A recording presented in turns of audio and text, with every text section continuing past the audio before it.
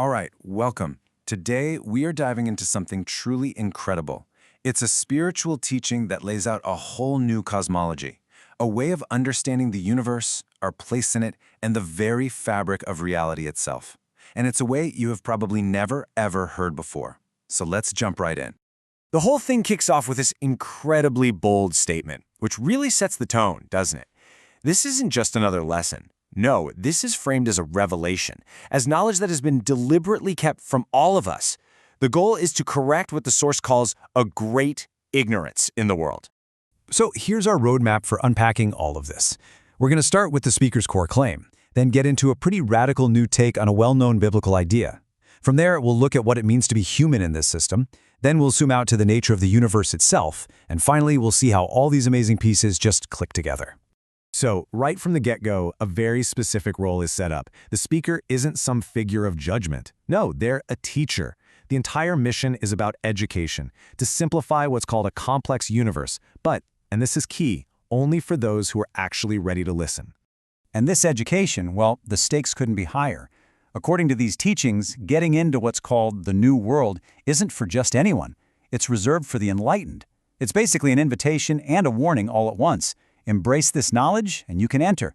Turn your back on it, and you get left behind. All right, now we get to our first major teaching, and this one is a real game changer. The source takes on a central Christian belief head-on, calling the usual interpretation delusional, something people only believe because, in its own words, it just feels good. And here's the new interpretation. And it's built on this just fascinating analogy. So the common idea of being born again through faith, that's completely thrown out. Instead, the teaching draws a direct line between two experiences: the physical birth of a baby moving through the birth canal toward the light, and the near-death experience of traveling through a tunnel towards a great light. So here's the crucial point. Your physical body, the flesh and blood, it can't go through that tunnel. Only your soul or your spirit can make that trip. And on the other side, it gets a brand new, non-physical body. The experience is so similar to physical birth that in this teaching, born again isn't some metaphor. It's a literal description of how you enter the spiritual kingdom. This flows perfectly into the next foundational idea. If it's the soul or spirit doing the traveling, then what exactly are they? Well, this teaching breaks down a human being into three distinct parts. First, you've got the body. Think of it as just a physical container, a vessel. Inside that is the soul. That's your life force, the energy that makes you, you, and holds your consciousness. But then there's a third and absolutely critical piece, the spirit. And get this, according to this teaching, not everyone has a spirit. It's described as a special gift, a kind of advanced, mature soul that isn't even from this world. And this analogy just illustrates the difference so perfectly.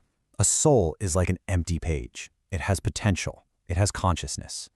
But a spirit is like a well-written book. It's already full of knowledge and maturity. This difference is absolutely key to understanding everything else. Okay, let's zoom out. We're going from the individual to the whole cosmos. The universe, in this teaching, isn't just stuff and empty space. It's described beautifully as a symphony of vibrations. Here's the core principle, and it is really profound. Everything in the universe vibrates, and the frequency of that vibration depends on the energy it soaks up, mostly from its sun. What that means is that everything we can see and touch and hear is limited to a very specific frequency range that's set by our own sun. Now, to talk about these different coexisting realities, the source uses a special term, phase. A phase is just a different frequency range of existence. The implication here is incredible. The universe could be absolutely teeming with life, but we're totally blind to it because we can't match its phase. And this is where it all comes together. We're about to connect the two huge ideas we just covered, the nature of our soul and the reality of a vibrational, multi-phased universe. This is the critical difference. Our physical body is single-phasic. It's made of matter that's totally locked into the vibrational frequency of our world. But the soul and spirit, they're made of pure energy.